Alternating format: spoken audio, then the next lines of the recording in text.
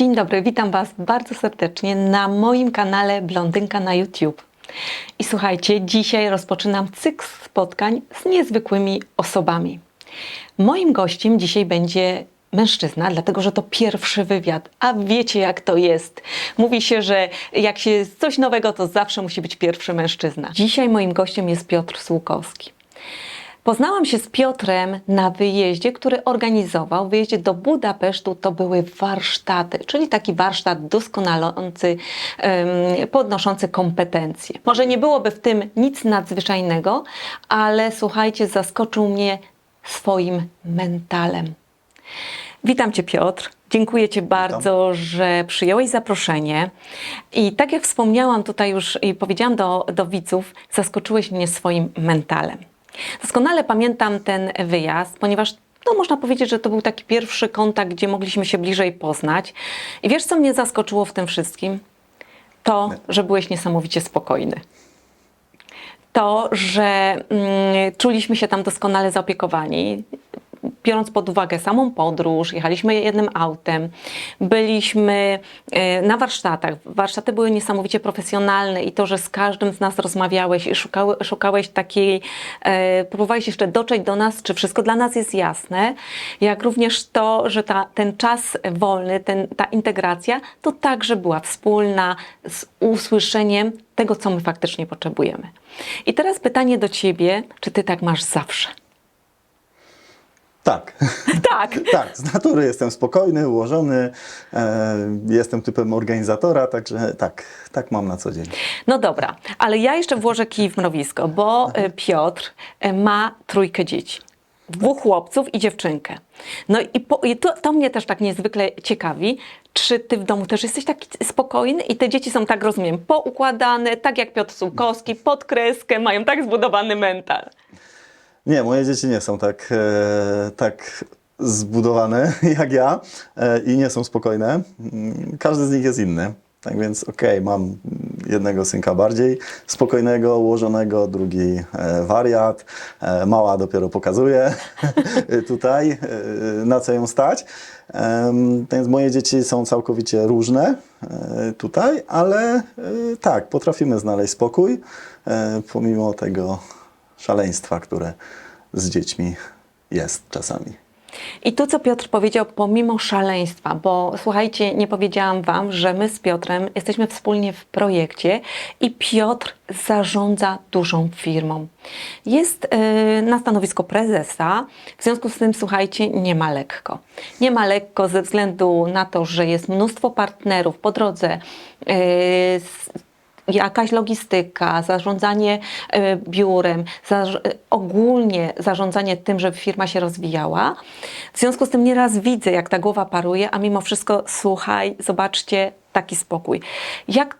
Co Ty robisz, Piotr, że ten mental i czuje się od Ciebie ten spokój taki? Bo wiem, że momentami nie jest łatwo. Nie jest łatwo, zgadza się, ponieważ jestem normalnym człowiekiem, prawda? Także mam normalne emocje tutaj, natomiast jestem świadomy w wielu obszarach. W pewnym momencie w swoim życiu trochę zainwestowałem i czasu, i pieniędzy po to, żeby poznać siebie, poznać swój sposób działania, myślenia, funkcjonowania i dzisiaj świadomie mogę podejmować pewne decyzje, mogę funkcjonować zgodnie ze swoimi wartościami i staram się budować na tym po prostu. Także to mi bardzo mocno ułatwia, taka samoświadomość tego, kim jestem, jakie są moje wartości, jaki jest mój sposób działania, myślenia, funkcjonowania. Tym bardziej, że słuchajcie, Piotr kocha cyferki. Lubi, jak się zgadza, Excel. Muszę powiedzieć. I teraz zobaczcie, ten umysł taki, gdzie ścisły umysł, gdzie muszą być konkretne, wykonane działania, gdzie za tym idą konkretne cyfry, spotyka się z człowiekiem, który ma tak niezwykły wewnętrzny spokój w sobie. A czy Ty to, co się dzieje w firmie, przenosisz do domu? Dobre pytanie. Wydaje mi się, że nie. Chyba już się nauczyłem oddzielać życie zawodowe od prywatnego. I staram się w ten sposób funkcjonować, aczkolwiek przypuszczam, że czasami jednak się to odbija. Kwestia, nie wiem, jakieś zmęczenia, kwestia jakichś negatywnych emocji i tak dalej. Okej, czasami tak, ma to jakieś odzwierciedlenie w życiu domowym, aczkolwiek staram się tym zarządzać świadomie i nie dopuszczać. Byliśmy razem na wyjeździe firmowym. Byłeś ze swoją małżonką i muszę Wam powiedzieć, że miałam okazję porozmawiać i powiedziała takie zdanie, że to jest najcudowniejszy mąż na świecie. Więc Piotr, gratuluję Ci, tu ukłony w kierunku Twojej małżonki. No ale to, co mnie jeszcze zaskakuje, Piotr, to nieraz jest tak, że my po dużym evencie, gdzie jesteśmy po 12-14 godzinach intensywnej pracy, bo trzeba tak powiedzieć, skupienia na maksa, Ty wsiadasz w samochód, wracasz do domu, czyli jest coś takiego, co mi dało taką refleksję, że bardzo Cię ciągnie ten Twój dom. Czyli bardzo Cię ciągnie ta rodzina. I teraz to, co powiedziałeś, że starasz się tego nie przenosić, czy to jest właśnie ten Twój rozwój, taki świadomy, który wiesz, że tam czeka rodzina, a to była praca i to trzeba jakoś pogodzić? Wiesz co, to jest kwestia taka, że ja wiem, co chcę robić w swoim życiu i na co chcę przeznaczać swój czas. I potrafię znaleźć taki balans, że jest czas dla rodziny, jest czas na biznes, jest czas na przyjemności i tak dalej. I teraz to są moje świadome wybory. Jedną z moich kluczowych wartości życiowych to jest aktywność. Tak więc dla mnie to nie jest problem, żeby jechać przez pół Polski, zorganizować event, pełnić tam jakieś funkcje i po evencie wsiąść w samochód i wrócić, przespać się kilka godzin i nie wiem, wstać i coś z rodziną na przykład zrobić jeszcze. Dla mnie to nie jest problem, ponieważ ja tak żyję. Dla mnie to jest coś normalnego, ale to wynika właśnie z mojej podstawowej wartości życiowej. I właśnie taki sposób funkcjonowania, właśnie jak mam tą świadomość, co dla mnie jest istotne, no to dla mnie to jest coś normalnego.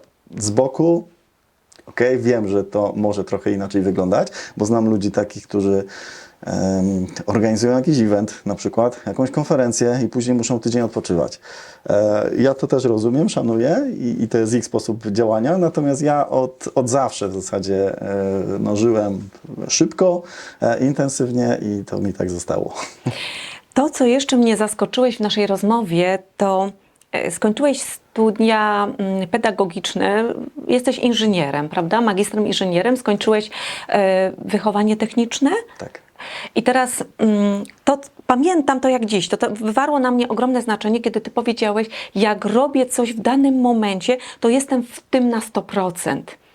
I teraz ja wzięłam lekcję od Ciebie, bo kiedy teraz mam taką sytuację, że wczoraj miałam bardzo taki, powiedzmy dla mnie, moment, gdzie musiałam poprowadzić Zooma i układałam sobie w głowie to, teraz skupiam się na maksa, na tym Zoomie, na poprowadzeniu tego spotkania, później to zamykam i wychodzę.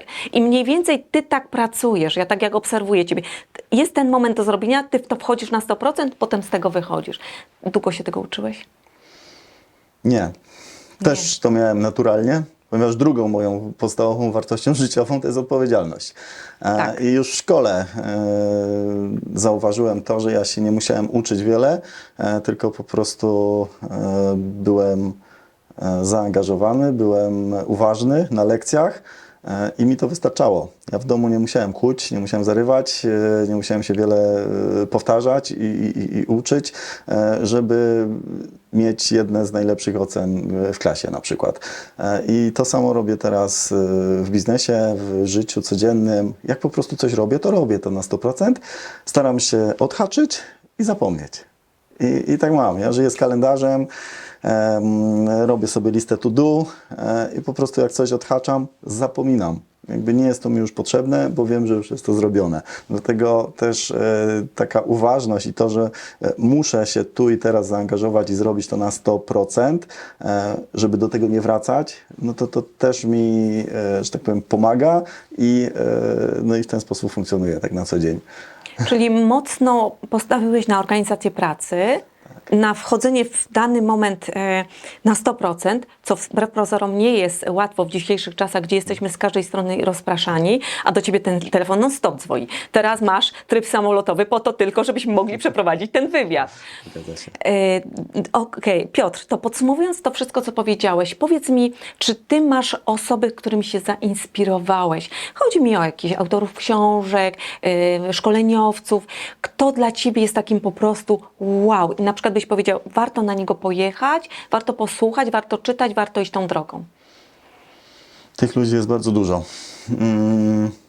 I oni się zmieniali. Ja miałem wielu mentorów w swoim życiu i ja odbieram tutaj rolę mentora w ten sposób, że mentor to jest taka osoba, którą właśnie się inspirujesz, z której wiele czerpiesz na co dzień i to wsparcie, ta inspiracja doprowadza cię do pewnego momentu, że wzrastasz i jak już jesteś w tym drugim momencie, w tym innym momencie, to przynajmniej ja tak miałem, zdawałem sobie sprawę z tego, że już ta osoba dała mi wszystko, co mogła, teraz potrzebuję czegoś innego. Chcę się skoncentrować na czymś innym, na jakiejś innej kompetencji, umiejętności albo zrobić coś innego i po prostu potrzebuję kogoś innego z inną wiedzą, z innymi kompetencjami.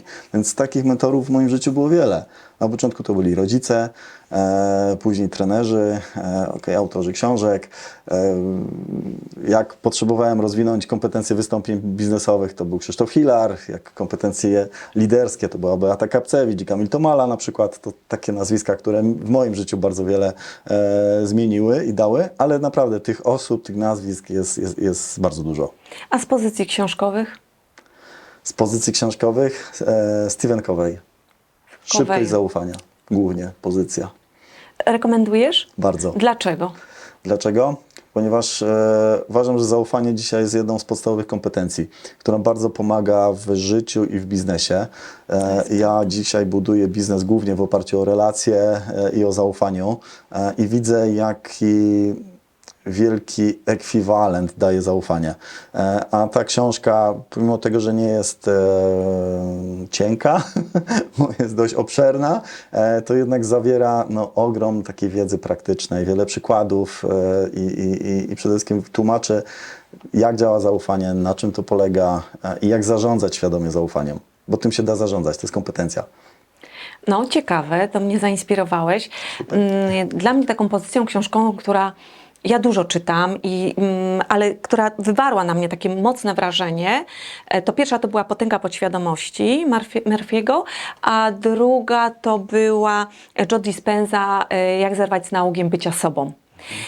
Czy miałeś coś takiego, że w pewnym momencie złapałeś się na tym, ojej, mogę popatrzeć na to inaczej, a działam w schemacie? To już takie jedno z ostatnich naszych pytań. Tak, my działamy schematycznie. Ja działam schematycznie. Ja lubię modele w ogóle, tworzyć modele, wymyślać i tak dalej. I teraz jak jakiś model mi działa, to ja niechętnie go chcę zmieniać. Natomiast on musi funkcjonować, on musi dawać konkretne rezultaty. I dla mnie to, jakie mam rezultaty,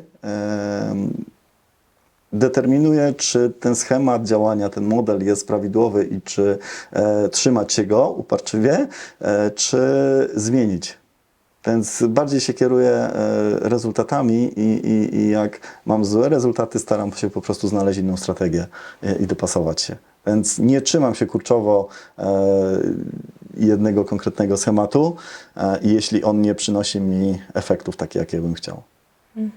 Ostatnie pytanie, Piotr. Jaki jest Piotr Sułkowski prywatnie? Chyba taki sam, jak teraz. Chyba tak. Przynajmniej mam taką nadzieję. Staram się nie zakładać masek, staram się być zawsze sobą. Jestem bardzo szczery, mówię wprost, co mi leży gdzieś na wątrobie. Jak jest dobrze, to mówię dobrze. Jak jest źle, to też potrafię to od razu zakomunikować. Jestem spokojny, znam swoje wartości, wiem, po co robię pewne rzeczy, wiem, co chcę osiągnąć. Mam zasady, których się staram trzymać i funkcjonować zgodnie z nimi.